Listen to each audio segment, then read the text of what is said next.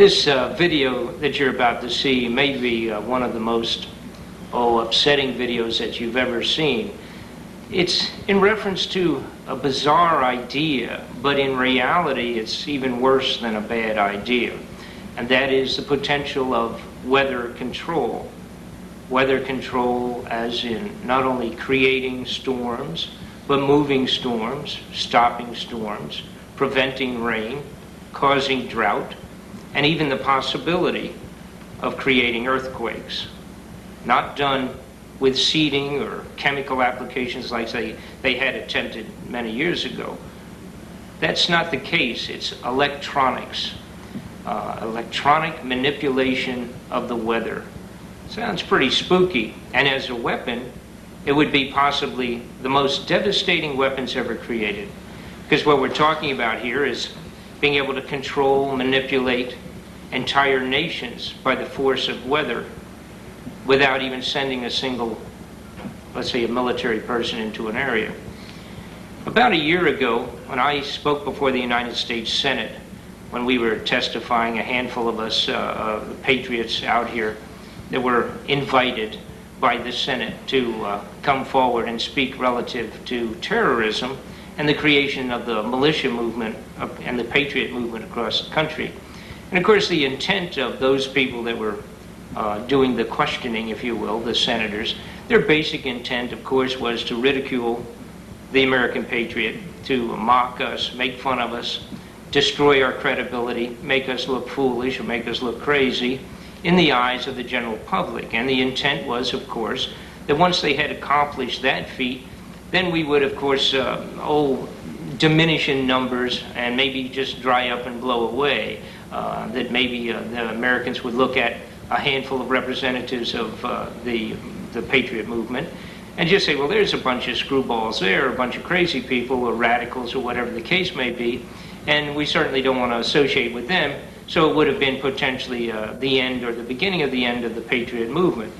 And of course, those folks that were able to watch and see that presentation done by 5 of us at that time, a year ago in June, that was not what happened. And an interesting point came up that is really what has generated this video. And that was Senator Cole. Senator Cole addressed myself directly.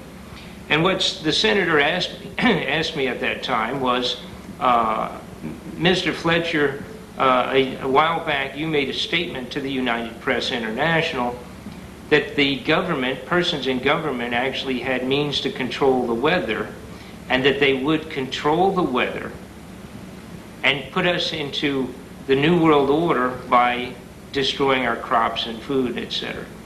And the Senator Cole said, what do you mean by that, Mr. Fletcher? And I want you to watch this brief bit of video footage right here. Said that you told the Associated Press that the American government has created weather tampering techniques so that the New World Order will be able to starve millions of Americans and to control the rest. Would you explain what you were trying to say? About every river in northwestern Oregon is near or over flood stage. At least 9 Oregon counties have been declared disaster areas, and thousands have been forced to evacuate. Toppled trees into the roadways, isolating entire communities, and more rain is expected.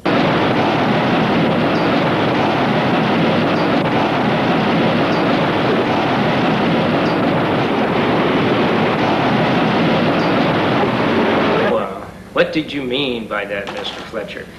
An interesting thing had happened a couple of years ago. I had heard about the potential of weather control. And again, we're talking, actually it's a means being done by electronics. And it was an interesting point, but since I've always been a real stickler as far as what I wanted to speak about or what I would dare talk about, I didn't want to even get into that very far unless I had some real good documentation. And as I said, a couple of years ago, people had sent me bits and pieces that looked like the possibility of that this was real, that weather control was real. But I didn't know much about it, and since I was so totally involved with so many other projects, I didn't zero in on it as a target, so to speak. And then an interesting thing happened. I was going through a book that was published by the United Nations, actually. This UN book was it's a kind of a list of the treaties that they had accomplished, the different things that the United Nations claimed to be real good moves for themselves. And it was a, patting themselves on the back type of a publication. As you can see here, this is the publication I'm talking about. And it's actually the titled Basic Facts About the United Nations.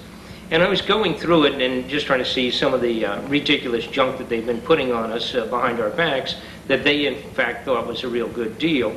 And I noticed that they had an amazing group of treaties. It's several pages that sort of did a one paragraph synopsis of treaties that had been signed by the United Nations.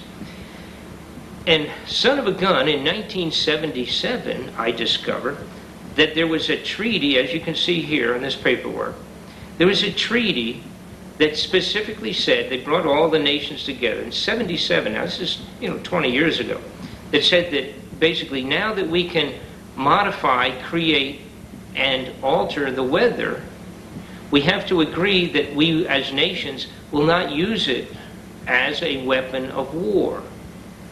Now, not only did it say that basically that we now have the ability to do this, so we have to agree not to use it against each other, sort of like chemical, biological agreements, and of course nuclear. And of course they're all pretty ridiculous agreements because, we're talking about making agreements with our potential enemies, and yeah, right on, folks. They're not going to use this against us now that they know how to do it, all right? It's just absolutely ludicrous, but nonetheless they do carry out these exercises in futility on a regular basis.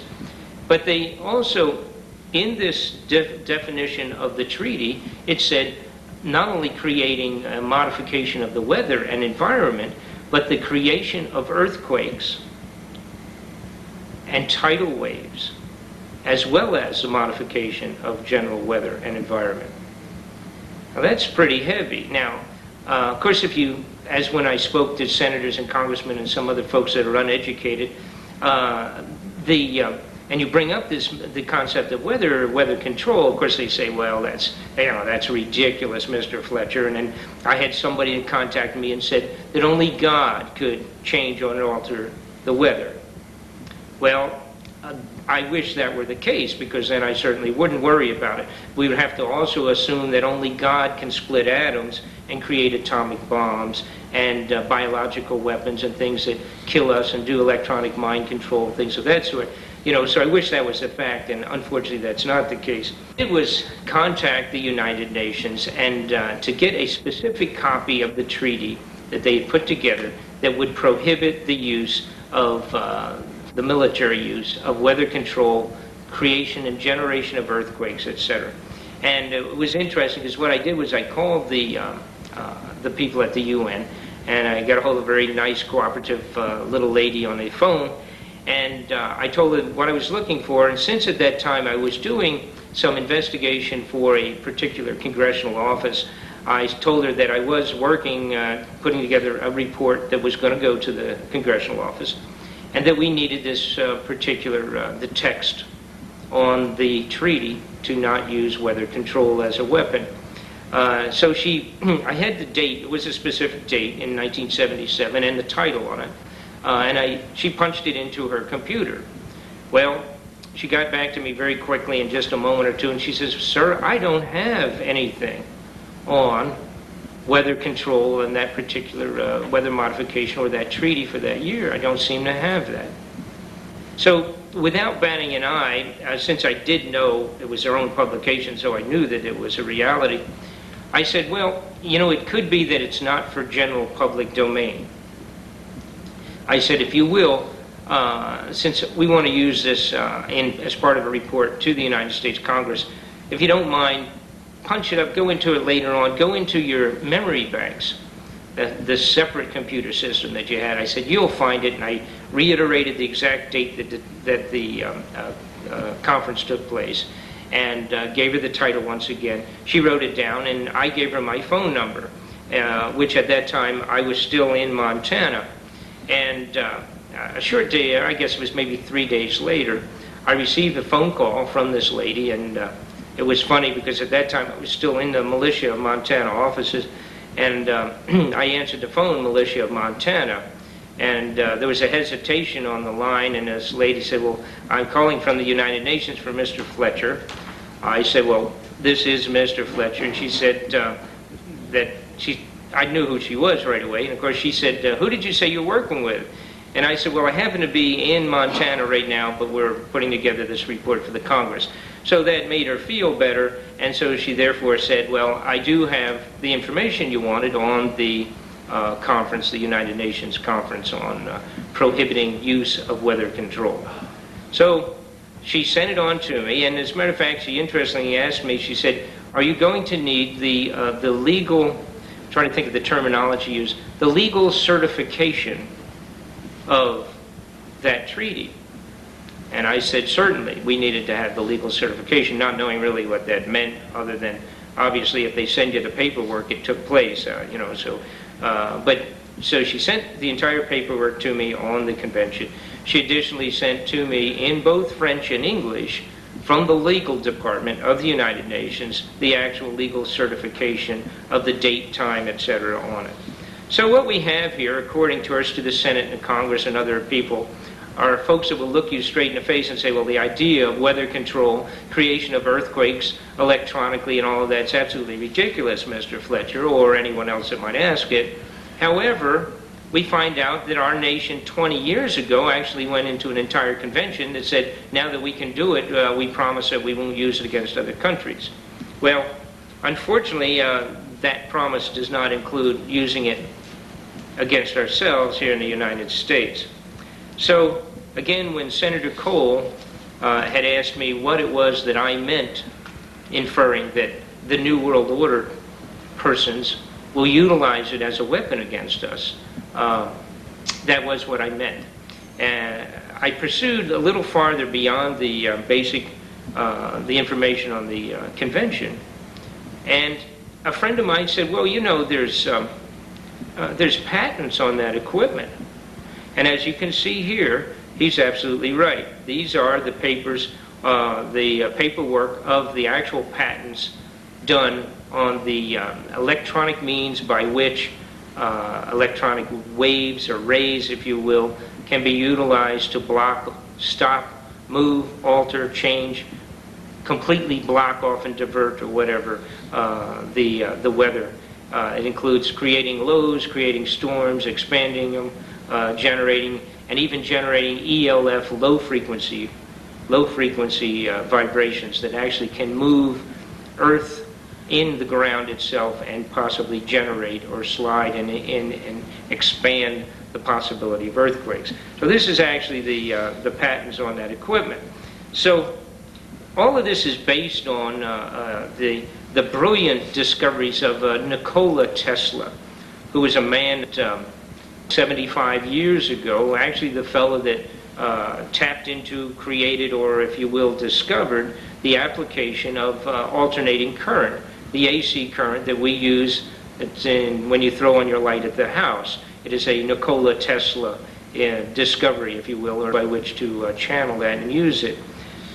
This fellow was apparently an amazing person. If you want to find out more about it, at the end of this video, I'll give you information to where you can find out extensive information relative to Nikola Tesla. But the very equipment that's being used presently, covertly, secretly, in a multitude of outrageous experiments and programs right now, the application of magnetics, electronics, electronic waves, and what have you, is all come off of the original Tesla experiments. Nikola Tesla, I guess one of the most upsetting applications of it now is even mind control, which I will briefly get into towards the end of this tape, but it's the electronics application to alter people's personalities, even do it from a distance, as in just aiming an instrument at somebody and causing depression and a variety of other mental disorders or personality traits. Well, let me get farther into what took place. after receiving and finding, getting our hands on the actual patents for the equipment for weather control, I expanded my own circle of contacts and with people out of Washington, D.C., and I asked some of my friends in the Congress and the Senate and a few other areas up there, what is the story with this? This is mind-boggling. And I said, here we got people on the left hand who tell us we're crazy to even talk about it, and then I find that we have patents, etc., on the equipment, and I put out feelers all over the country, and I started receiving a variety of information. An amazing point was sent to me by a friend of mine, and that was that Senator Claiborne Pell, who's a high-ranking member of the the Senate Intelligence Committee, for many years, has been in the Senate for many, many years, some 20 years ago had written this story that you see right now on the screen. Well, the senator wrote a story relative to what I'm talking about, and that is application of electronic weather control as a weapon. He points out in his own story, in his own words, very specifically, again, remember this is 20 years ago, that we now can create tidal waves, create earthquakes, and create and maintain and alter other weather areas, whether it's a storm, expanding storms, or whatever. As you can see here in this particular story. Right now, now we have a high-ranking member of the Senate Relations Committee, Foreign Relations and Intelligence Committee, and he's talking about the use of weather control as a weapon.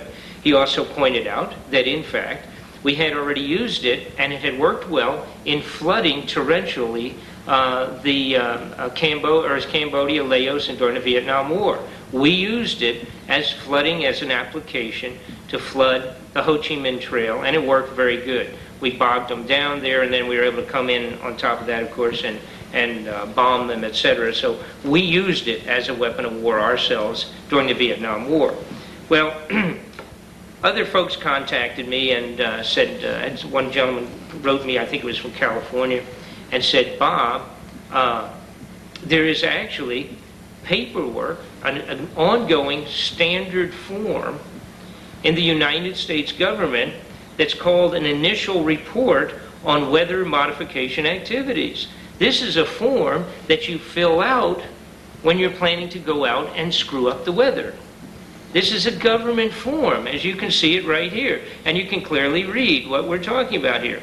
All right? This is an initial report on the weather modification activities, and this is done under the Department, at that time anyhow, the Department of Commerce. And by the way, this is only 10 years ago. This is 1986 when this particular form was lifted and sent to myself. So here we go again. You have the Senate and the Congress and these characters telling us that we're crazy, and they have regular government forms that we're going to fill out prior to creating an earthquake and destroying half of California, or whatever their plan for the day was. Now, I found out that a few years ago, as a matter of fact, what I want to do now is I'm going to go through a chronology of events that has led up to what we have now, which is a very sophisticated means of electronic generation of storms. If you will follow this along, and we'll point out the highlights for you relative to actually a chronology of what's taken place. As far back as I mentioned to you, in 1977, they of course had done the convention. Now, I want to trip through a handful of amazing points for you.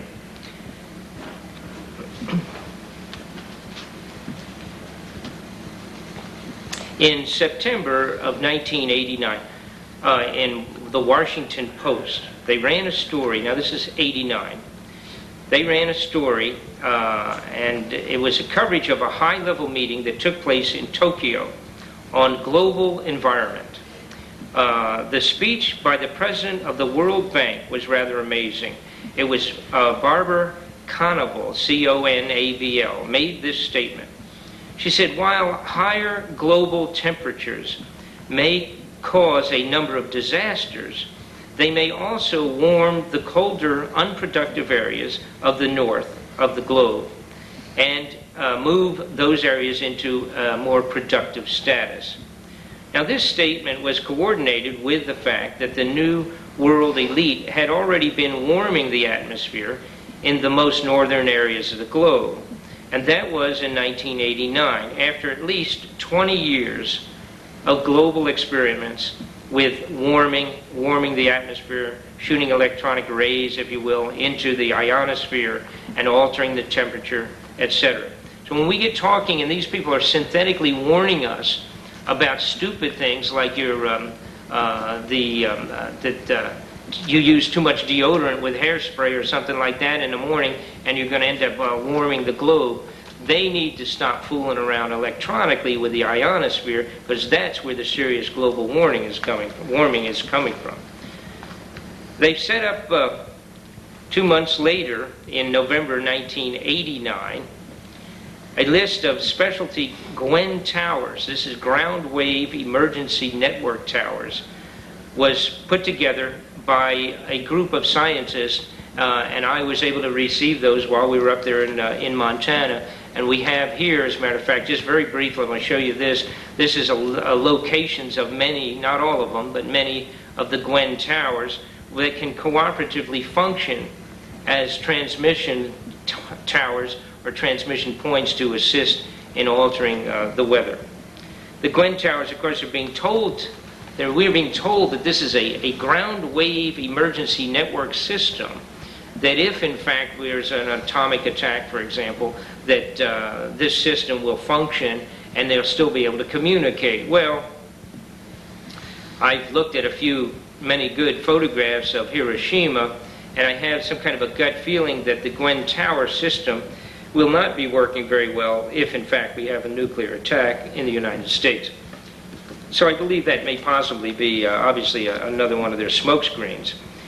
Now, these systems, as a matter of fact, would be knocked out, according to scientific experts, by strictly the electromagnetic impulse immediately behind any kind of a nuclear blast. It will totally wipe out, not only if there's anything still standing, which of course is very questionable, but it would, by the electronic impulse alone, it's just going to do a total wipeout of anything that potentially would be of an electrical communication device.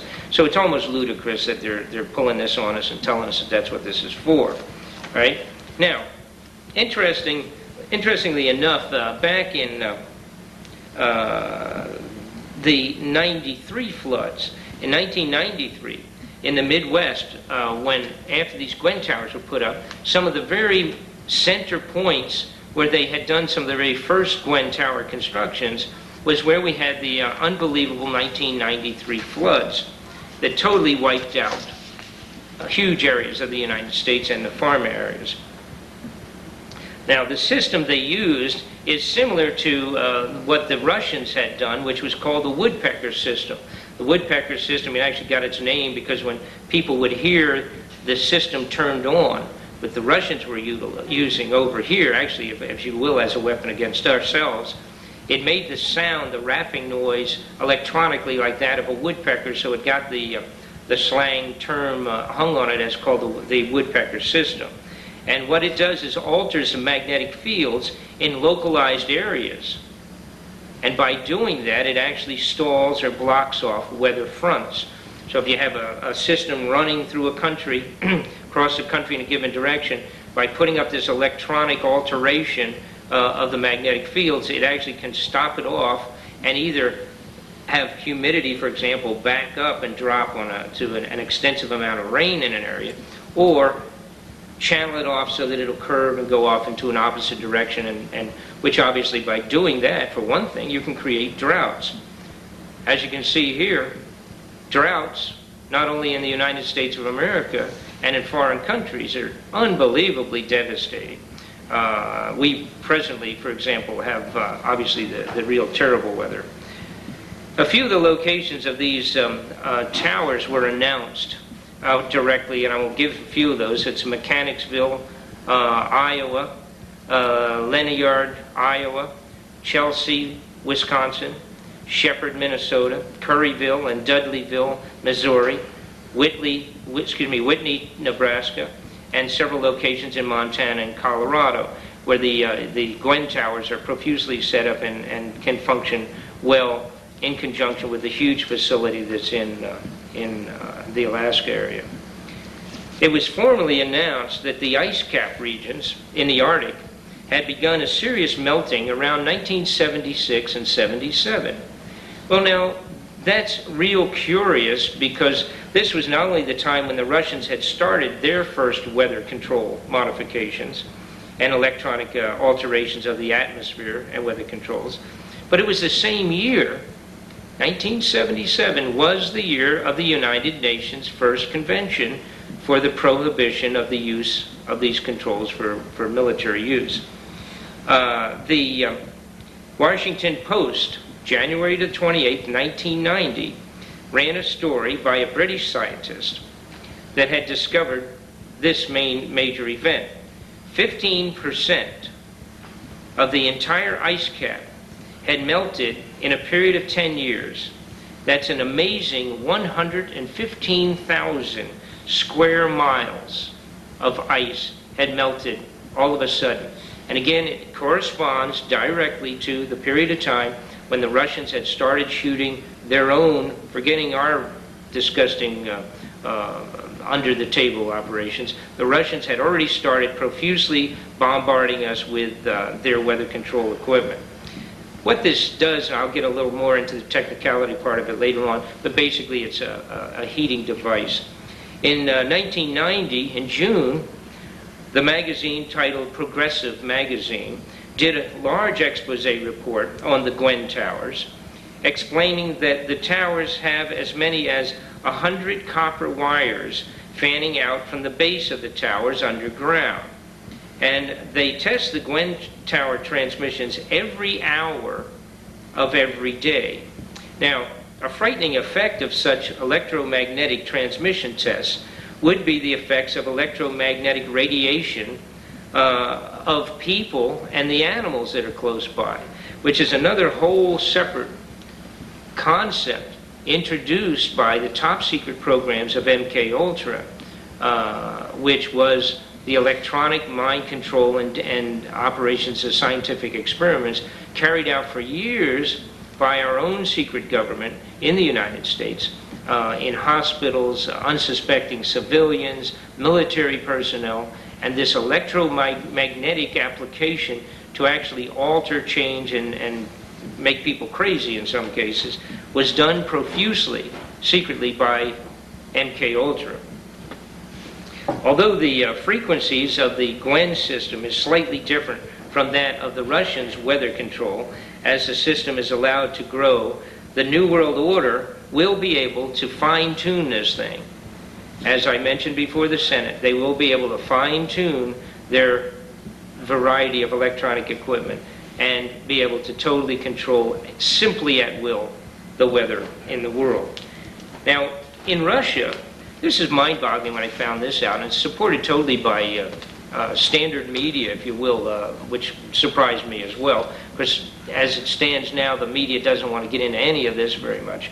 But in Russia, for several years, they've actually been renting, leasing, and selling weather control by electronic equipment to the farmers in Russia to control small areas over their own farms.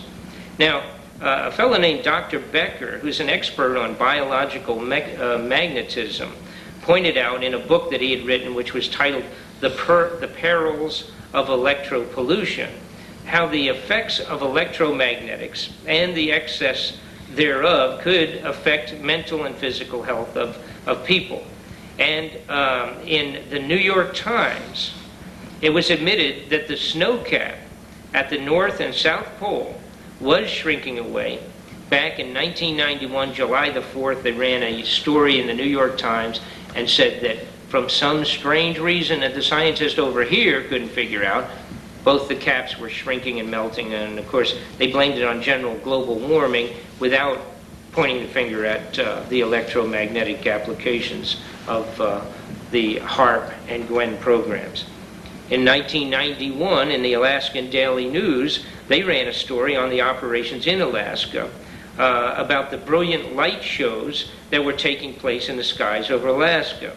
And this is, in fact, the HAARP, High Altitude Aurora research program. That's what it's labeled. This is the heart of the control, the electronic control of weather and the creation of earthquakes. Now, as you can see here, this is the very location in Alaska of the bulk of the transmission equipment. This is some 40 to 50 acres, as far as the eye can see, of nothing at all but transmission amplifiers and transmission antennas. And this is the HARP program. Now, the HARP program is run jointly by the United States Navy, and of course it's maintained as a point of secrecy. You know, it's a typical what we call encapsulation of the project. As you can see, the actual entrance here, it says HARP Research Station, and this is in Gagona, Alaska. This is a high-frequency, active Aurora research program. It says that it's managed jointly by the Air Force and the Navy. And of course, they claim that they're simply doing research on the Aurora Borealis. So what they've done here is created this giant multi-million-dollar operation to see why the sky lights up in pretty colors. And again, for some reason, I find that a little hard to imagine. Again, if you look at these, you can see these this variety of photographs that we have here that actually shows the physical location and the ridiculous amount of transmission antennas that are set up at the HARP location. Now, to get back to some of the actual exposure of this information that has erroneously, I'm saying that erroneously relative to the fact that the media would prefer that we don't find out about these things. But in the Alaskan Daily News, 1991, they pointed out that the effects of 10 million megawatts of discharge from the HARP programs is what was taking place in 91. 10 million megawatts of power. Again, this goes back to Tesla's original experiments. And Tesla himself was scared that his discoveries and his inventions would be used in the wrong direction. He even pointed out 75 years ago that if the application of his low frequency waves were misused, that he literally, or someone, that he even had the ability back then, that he could split the earth in half by sending low frequency electronic waves into the earth itself and actually vibrating it and expanding the vibration such that it would actually crack the entire earth open. So that was his concern, and it's my concern now as to the application of weather control and earthquake generation. The scientists involved had admitted that they had success in creating the ELF, the extra low frequency waves, the ground through the ground, and in similar success in energy beams throughout the alteration of the ionosphere. Now, this is where we get back again, once again, as I can show you here, the actual patents on this equipment to alter the ionosphere and then cause control and heating and control of weather. In 1992, the government's own description of the HARP program in their own specification manual, that manual number, by the way, is SSHAARP-02. They describe the and state in this paperwork that they are creating and transmitting ELF, extra low frequency waves, by superheating the ionosphere currents. That's part of their own information. And either at either equatorial locations or in high altitude auroral locations.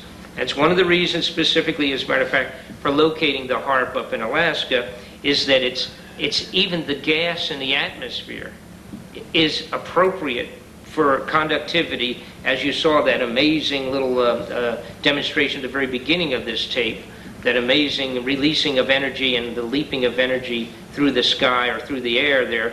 That is actually a gas contained within a globe and that actually is energy particles illuminating these gases. That's what you're actually seeing. It's not what you would call an electronic spark, but an agitation and illumination of the gas itself. And that's part of what we're talking about. But it transmits the power. And again, I'm going to show you this part. Right now I want to point this out to you. You can see here, here's the globe that I'm talking about. And if you'll notice, I'm going to put up next to it a fluorescent tube. This is a small fluorescent light tube like you would have in your home. Amazingly enough, what you're seeing is the illumination without any conducting wires whatsoever, by just being near this generator, this little power generator. We actually are illuminating and lighting up the fluorescent tube. This is the same principles that they're using to heat up the ionosphere and alter and control the weather. It's the same premise. And as you can imagine, General Electric and these guys that are sucking in those big bucks every month from you for your electric bill, the last thing in the world they want you to know about is Tesla's original concept 75 years ago of how you could get free electricity transmitted through the air, through the ground, and just turn appliances on and wouldn't cost anybody anything.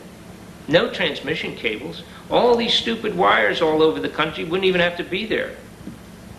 Uh-oh. That would mean a lot of money out of the pockets of these characters. So don't hold your breath on that one any more than you should hold your breath on whether it's going to be sunshiny tomorrow afternoon either. Now the idea is to heat and modulate the lower ionosphere, which in turn modulates the upper ionosphere. And this modulation creates, again, we're talking about what you're seeing with this globe, what it creates, in effect, a giant virtual antenna in the ionosphere. This synthetic, naturally based antenna can be used as an antenna for the radiation of radio and microwaves as well. Part of the program that they would be developing with this, and it's also part of the original patents that I showed you earlier here. The concept is multifaceted. Not only can it be used for mind control, for example, which is terrible, and the control of weather, which is terrible if you're using it as a weapon, but additionally, they will be able to transmit. They do two things. They could block off an entire, let's say the enemy's transmissions, radio, television, whatever, completely block those transmissions off. And in the very wave that they're sending out to block everything else off, they can transmit their own signals on that wave. So again, from a military point of view, that's pretty slick. You can go into an area, block off all communications, and utilize that same wave to send your own communications on. So that part of it's pretty neat. But again, as usual, what we're seeing here is mankind in general, whether it's Russians or Americans, the bad guys running the business, and they end up using it as a weapon against us. Now, the actual statements that were made recently in conjunction with the HARP program and how it was set up and how it meshed and interfaced with the Russian Woodpecker project, their transmission, in the Washington Times on March 29th, 1992, they reported that the ELF, these extra low frequency waves, conducted to earthquakes, or connected to the earthquakes, was showing up all over the world. Well, again, you know, it doesn't mean anything at all. You say, well, extra low frequency waves, they picked them up just before earthquakes. Well, maybe it's this or maybe that, maybe it's a scientific phenomenon. But both satellites and special ground wave detection devices had been picking up these unusual activities in and around the major quakes areas in Southern California. In both 1986 and in 87, in the Armenian earthquake, a huge one, in 1988, and then once again in the Northern California quake of 1989. Well, what's really surprising is that myself in California, while I'm being in Los Angeles, we had an earthquake just a short time ago. All right, this is in May of 1996. And what we're talking about was the fact that many people reported in that earthquake, it's small, it's just a 3.5 or something like that, but several people had reported that there were actually a shock explosion similar or identical to what we would call the breaking of the sound barrier, a shock explosion that rattled the area a few minutes before this earthquake. Well, and then of course the low frequency vibrations picked up and accordingly reported in regular press for several years, right in conjunction with earthquakes. Well, then when you go back into the Tesla information, this brilliant scientist, you find out that when he was doing his experiments, the release of energy, just when he reached a point where they were building up to release this unbelievable energy release that they were creating, that just at that point several things happened. One is that there was an explosion type of an effect similar to genuine lightning, if you will. That huge explosion that you hear with a big strike of lightning, and it was literally the release of energy at that point in time. That's exactly what these people were hearing just prior to earthquakes.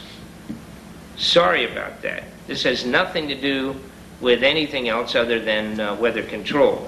As a matter of fact, just watch this here just for a moment. Large modern cities can be struck down in a matter of seconds.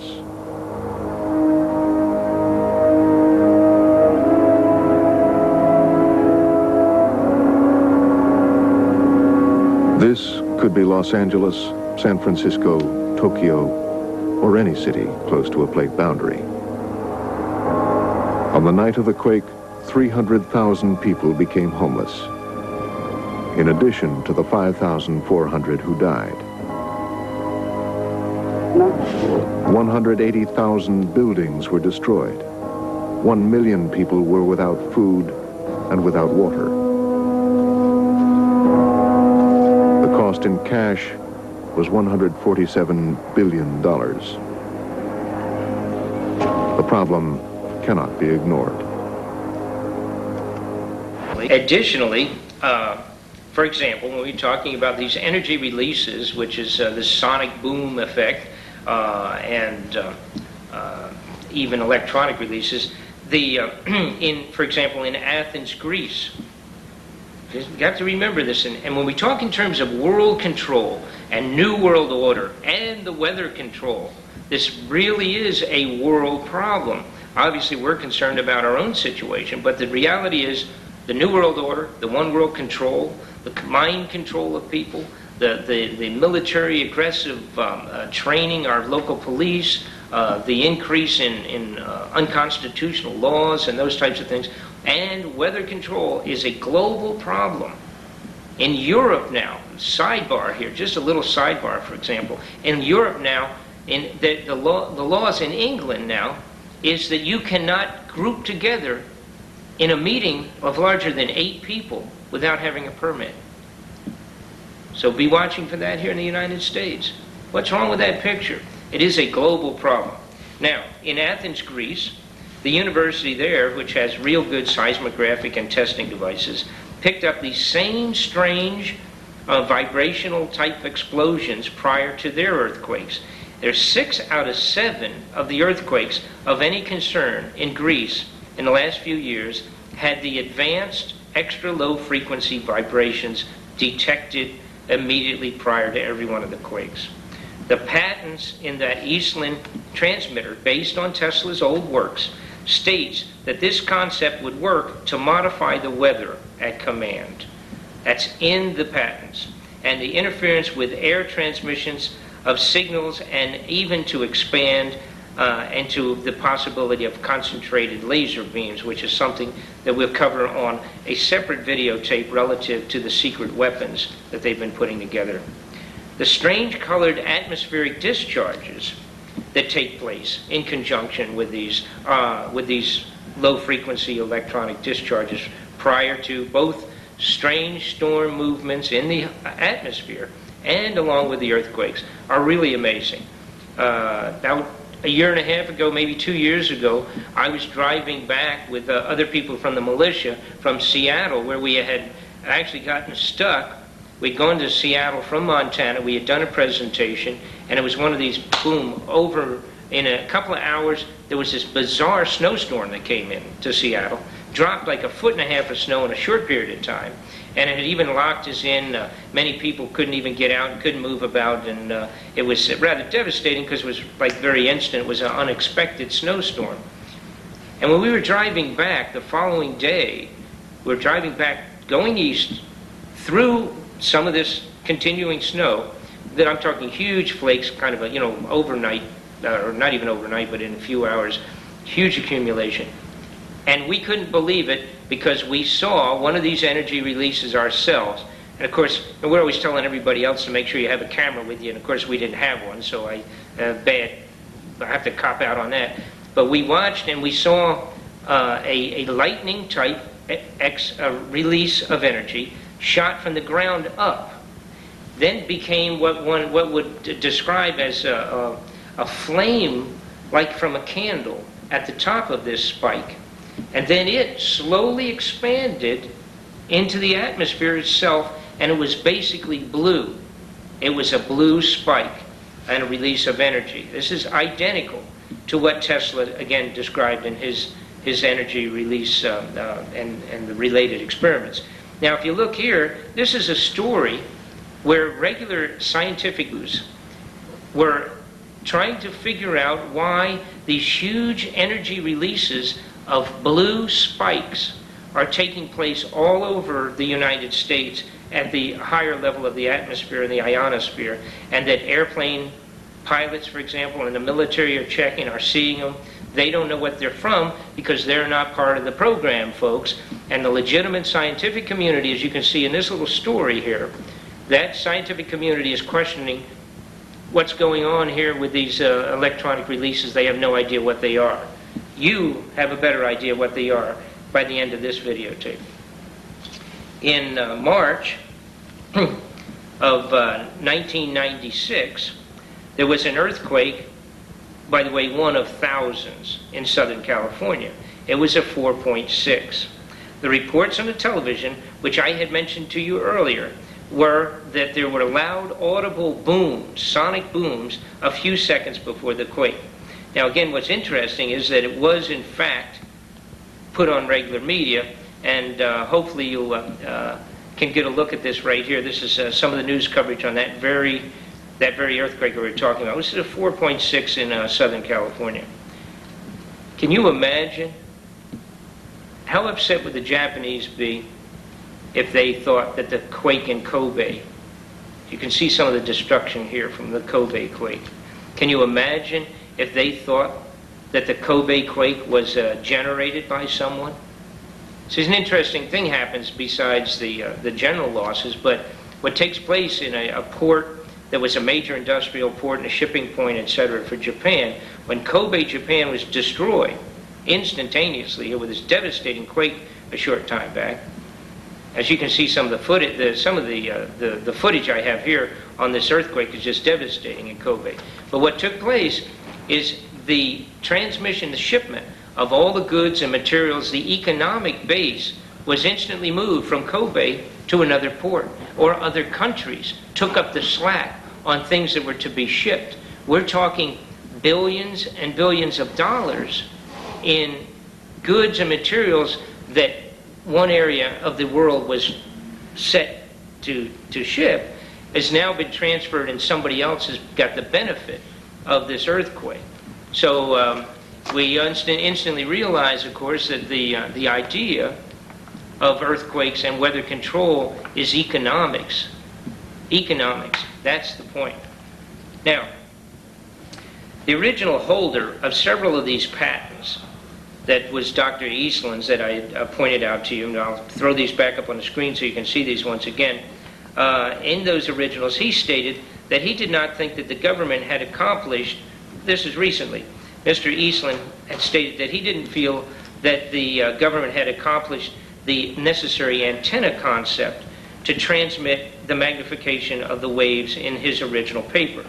However, he's not been with the owners of the new patents for quite a while. And guess who it is? It's ARCO. the Atlantic Richfield Company, now owns these patents. ARCO has been notoriously involved with covert, secret, black development operations for years and years and years. Anytime somebody has something that can be applied as a weapon, ARCO or one of these other 2 or 3 major covert operations, companies that deal in covert weapons, for example, they grab them up, buy them up, get rid of the original guy that put it together, and then run on secretly to expand on the program.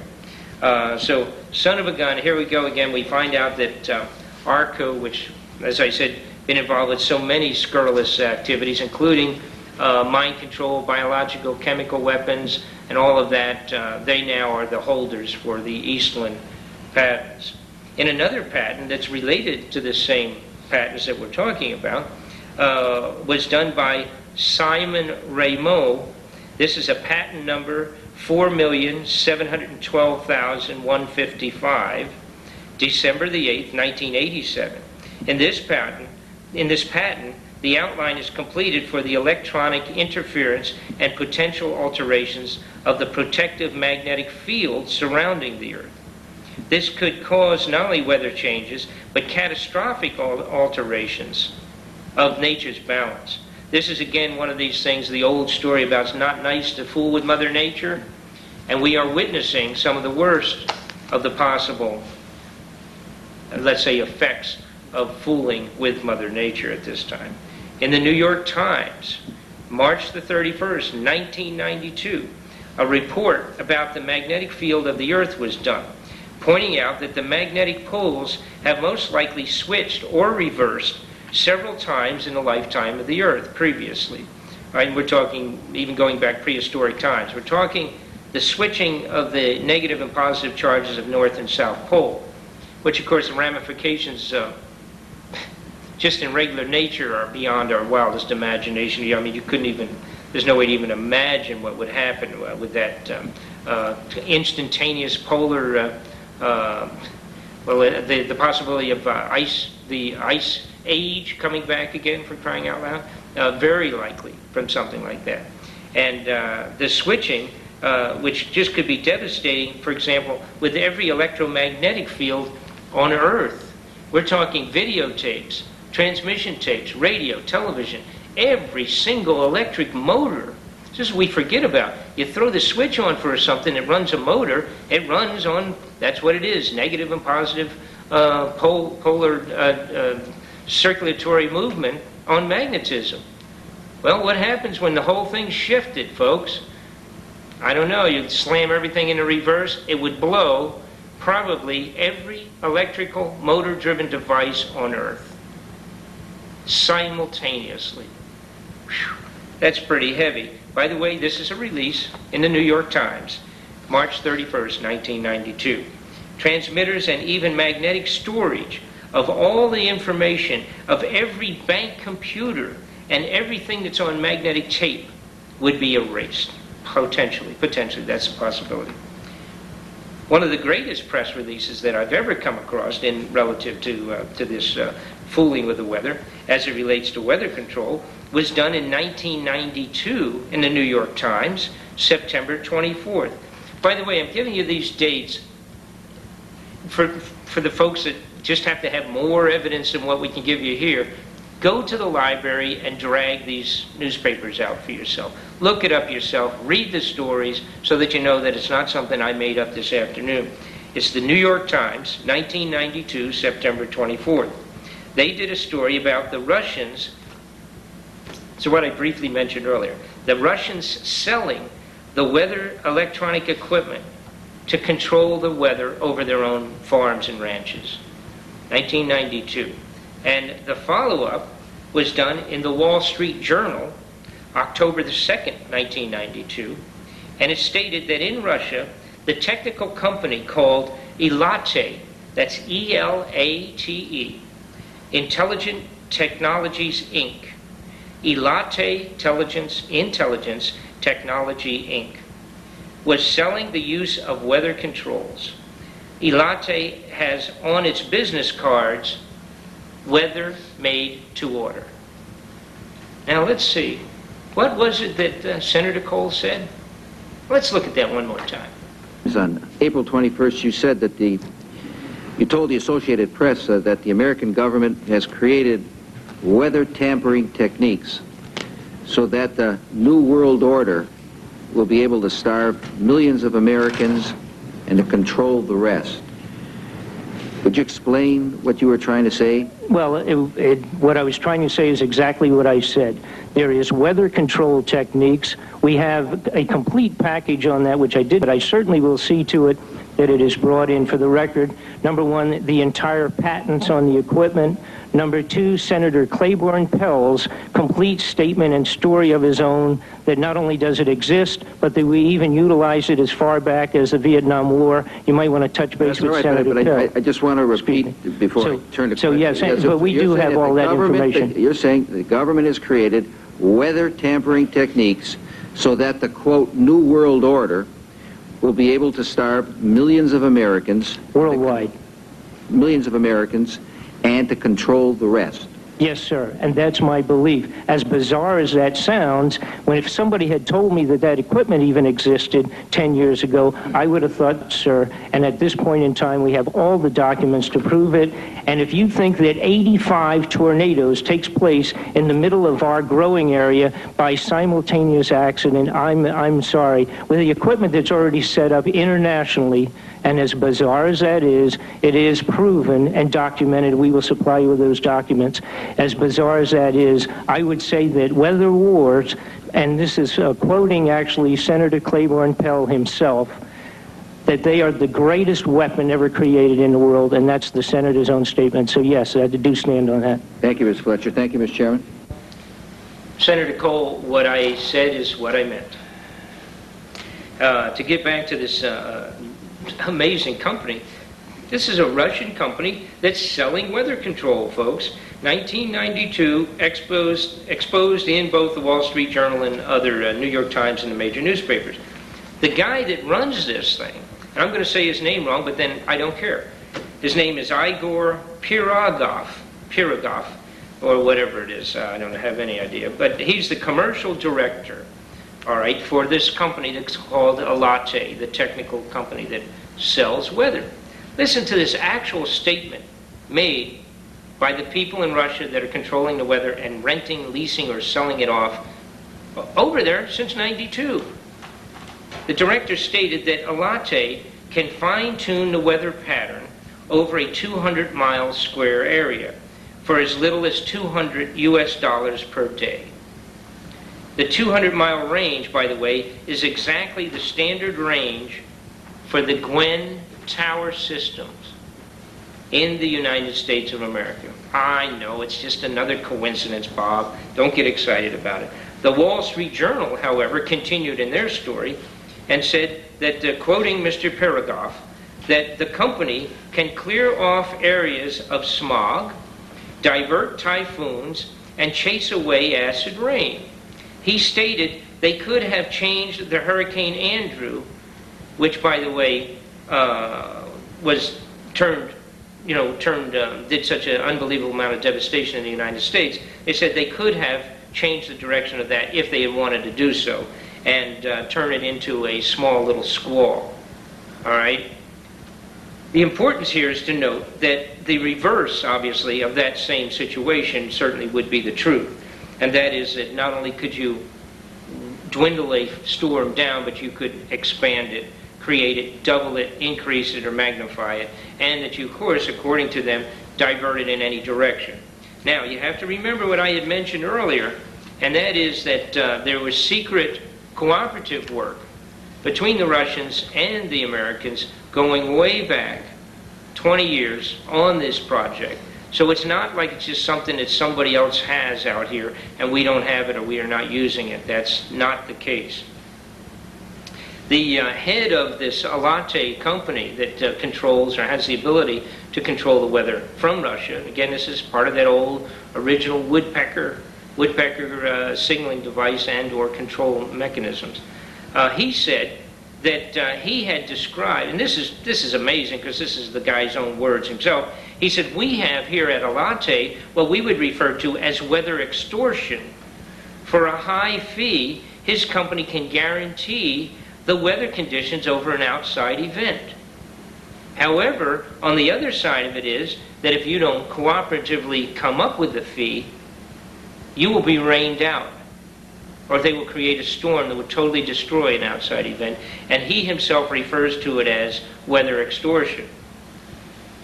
The corporation location of this operation is just outside of the Moscow Bykova airport. There are dozens of antennas, 25 feet or more high. Again, I'm going to show you these pictures here briefly. This is, again, the locations of the similar antenna structure set up in Alaska. Amazingly, the controlled media, ABC television, did on the World News Now report in March the 8th of 1993, they did a live, what was shot live, at the location of the corporate weather control just outside of Moscow, what we were just talking about. It showed the antennas and the power source, and of course it's very, very small compared to the power sources that we really have. But what they were showing was, again, sort of maybe just a transmission point for the weather control, and this was again done in March 8th, 1993 on ABC television. All right, now, the power source producers at Gomel, Russia, Gomel, for the serious weather control transmissions are the size of the Chernobyl nuclear power plant. That's how big the real weather control generation system is, located just outside of Moscow. It's located at Gomel, Russia, Gomel. Another important scientific discovery was released to the public in 1993.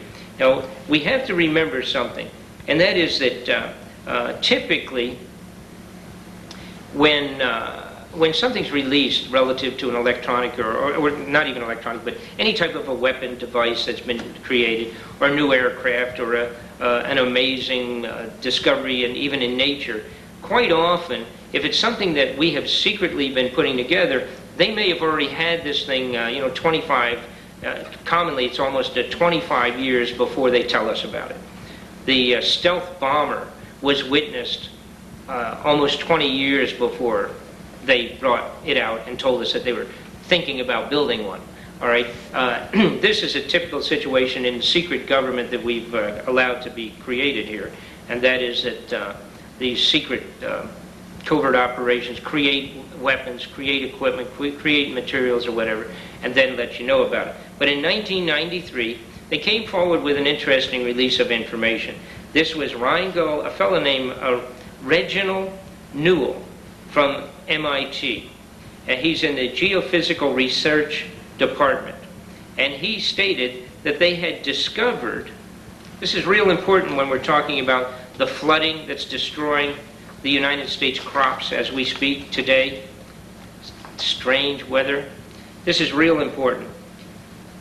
The Geophysical Research Department had discovered that there are what they referred to as literally rivers of vapor running in the lower atmosphere, and that the water flows in those atmosphere are equal, equal in actual volume to the Amazon River. That's their own terminology. So what we have are entire atmospheric rivers of vapor, and the cubic footage of volume humidity traveling past any given measured point is equal to that of the Amazon River. I mean, it's mind-boggling.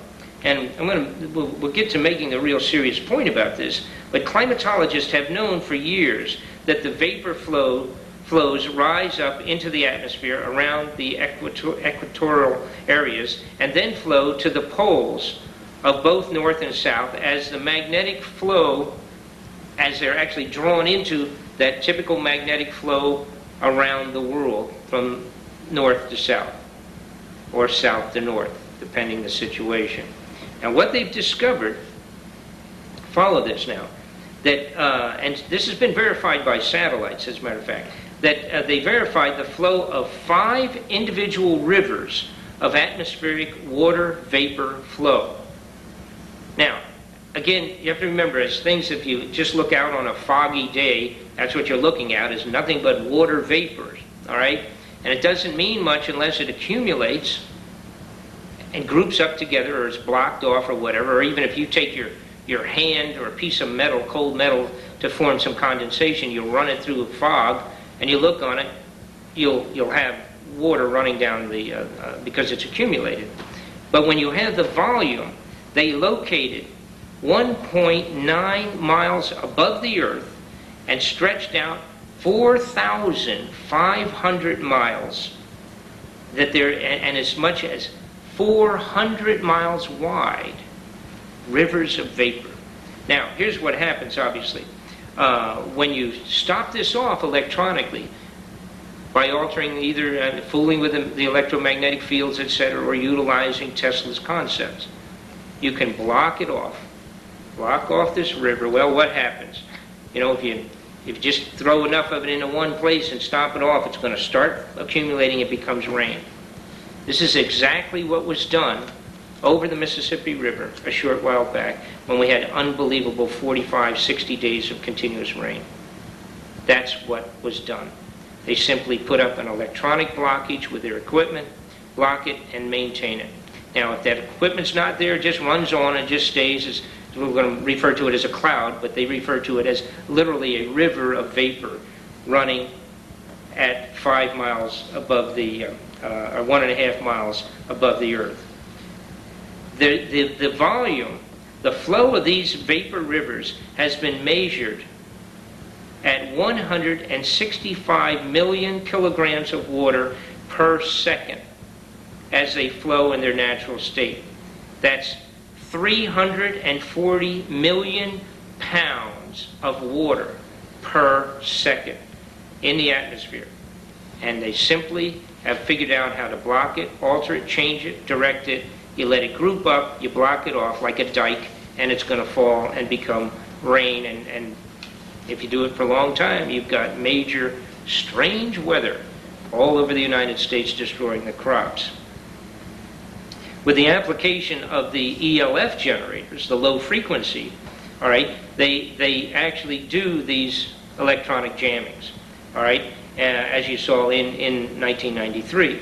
In April the 8th of 1993, the Journal of Commerce and a commercial bulletin put out by the Journal of Commerce said, quote, "The idea of a joint operation between the Russians and the United States that would have Russian scientists working on related experiments in the alteration of the atmosphere would probably be a good idea."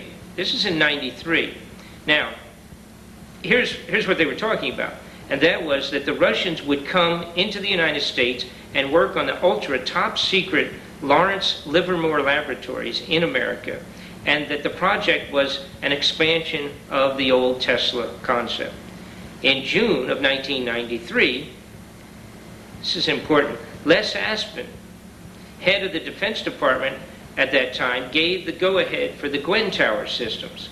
This is almost within 2 months of this very same concept of the joint work between Russia and the United States. In theory, that system, of course, was for strictly the nuclear attacks. There's one problem when they talk about the Gwen Tower system, which is this baloney line that they're telling us that it's for a nuclear communication device in case of an outrageous attack on America. There's a big problem, and that is that sending and receiving messages, for example, compared to a fax machine, the Gwen Tower system is 80 times slower than a fax system. So they're completely lying to us on this one. It's got nothing to do with that. Again, it's Gwen Tower system, part of weather control. That's what it's for. Now, in the New York Times, it was reported on July the 10th in 1993 that there was a strange weather blockage that was keeping the rain down, blocking off the weather from moving and maintaining this huge amount of rain pouring down for over 49 days. All right, in Newsweek magazine, they also said, July 26, 1993, it was reported that an unusual shift of the jet stream acting as a barrier to the cold front had brought 150 to 200 more rainy days than normal to different areas. And in July of 1993, the New York Times reported that the flooding rain seemed to be locked in the Mississippi for over 6 weeks. And that, of course, is blocking off the humidity flow in the atmosphere. In August of 1993, it was reported that 1,000 levees had been breached and destroyed. And you're watching all of this video at the same time I'm telling you about this. This is some of the ridiculous flooding. In January 1994, just a little while ago, a couple of years ago, in the Tulsa Reporter, the newspaper in Tulsa, there was a story about the CIA and the National Security Agency getting an award for their secret successful work at, guess what, the Livermore Secret Laboratories. And May 24th, 1994, the New York Times reported the rare weather that had plagued the country and that it was, quote, part of an altered worldwide pattern that most scientists do not understand. Now, again, we go back to what I mentioned earlier, these unusual electronic sprites, these explosions in the air. We have videotape here. I want to show you a little bit of this. This will show, again, some of the very same stuff that's happening here. And what happened, NASA has actually released this, showing that these peculiar releases of energy taking place. This is not a real good video, but we'll put it up anyhow. They actually released this from NASA. So here's what happens. We have the scientist community over here that's carrying out these secret operations. Then you have the rest of the science community. They don't know anything about it, so it's not like they're all teamed up against us here to keep this thing secret. That's not the case. But you have the action going here, and the guys over here that don't know a damn thing about it, and they come back and just say, well, this is happening, but we don't understand what's happening. Listen to your goofy weather person at night, right? And they'll say, gee, it's really strange. We're having this, we're having that, and we don't understand this. It was 40 below zero yesterday, and today we have sunshine. Everybody's on the beaches, and tomorrow it's gonna rain mixed with snow and sleet and hail. And then they say, oh, gee, this is really peculiar. You know, they just need to get out and study a little bit instead of having so many martinis at the end of the day. Spend a few hours following this stuff, and they'd understand what was going on. May of 1994, a major United States scientific magazine described large numbers of rare, strange blue flashes in the atmosphere. I want you to look at this video again. That were energy releases unknown to the science community. Well, these again are identical to what we've been talking about, Tesla's experiments. The same as the loud sonic booms that took place in June 18th of 1994. There was a deep quake in the earth. This is extremely unusual, an earthquake deep within the center, close to the core of the earth. It literally was 600 kilometers deep, according to the Scientific Research magazine. And it's extremely rare. However, if you go back, as a matter of fact, it was something like an 8.2, but centered inside the earth. And when you go back and you study Tesla's information, right? When you study the information of Tesla, you find out that in fact he stated way back 75 years ago, for crying out loud, that his equipment would have the ability to ring the earth itself, ring it like a bell, strike it and ring it like a bell.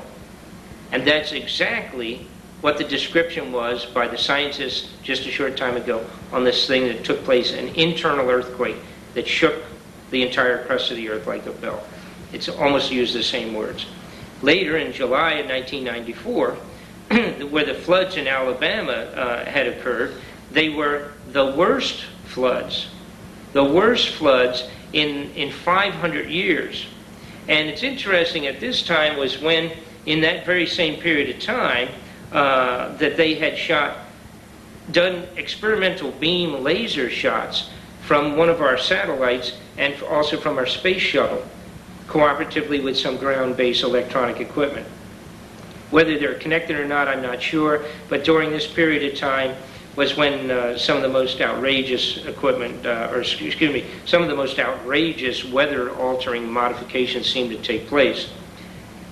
Interestingly enough also that the Air Force, in September and October of 1994, in the Defense Daily Reports, the United States Air Force admitted that the studies on weather modification had done so well. Now I want to put this back up again. I want you to look at this now. You'll notice the HARP installation in Alaska, where they have acres and acres of this equipment. It is run by the Air Force and the Navy, all right? In secret Air Force study, they admitted that their studies of weather modification had done so well that it was now a permanent part of Air Force operations. The details of weather control are totally classified and are considered to be above top secret. And so there we go again there. What did Senator Cole say? You told the Associated Press that the American government has created weather tampering techniques so that the New World Order will be able to starve millions of Americans and to control the rest. Would you explain what you were trying to say? Well, how does all this relate to you? How does it relate to your family? How does it relate to your family's future? How does it relate to the New World Order, those people that want to put us into a controlled society on the entire earth, into a controlled society where a few people will tell you everything what to do?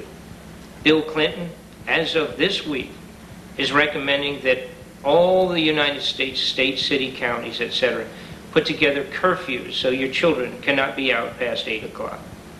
Well, a little control there. Bill Clinton, a short while back, visited California. He said he wanted all the school children to start wearing uniforms. That's another little trick. It's not a big deal by itself, but by the time you add all of it up, it is control. It is Orwellian. It is 1984, the New World Order, one world government. Read Orwell. They tell you what's going to happen. Spying on you, etc., etc. We'll get into that on another videotape relative to the secret weapons. The ultimate weapon, weather control, how does it affect you? This is the Wall Street Journal, May 22nd, just a couple of weeks ago. The headline right over here, drought. Watch some of this footage. We presently have the existence of a drought in the United States that may turn into the biggest, worst drought since the Dust Bowl, turning areas of the United States completely into a Dust Bowl. Other areas, the farmers can't plant because it's flooded. This is brand new footage. Look at this. This is floodwaters right now. So what are we talking about? We found out, for example, the normal storage for grains, wheat, rice, and all the rest of it in the United States had always been 70%. What that means is they had that much flowing through the system at any time. They could shut off here and here, front door, back door, and we would have 70% of the ongoing potential crop for storage, for emergency. You know what it is today, according to my people? 8 to 14%, depending on what grain you're talking about. 8% dropped down from a 70% of retained grains. What happens now? Bear this in mind now. This is our storage. We have no crops planted. We have nothing growing now.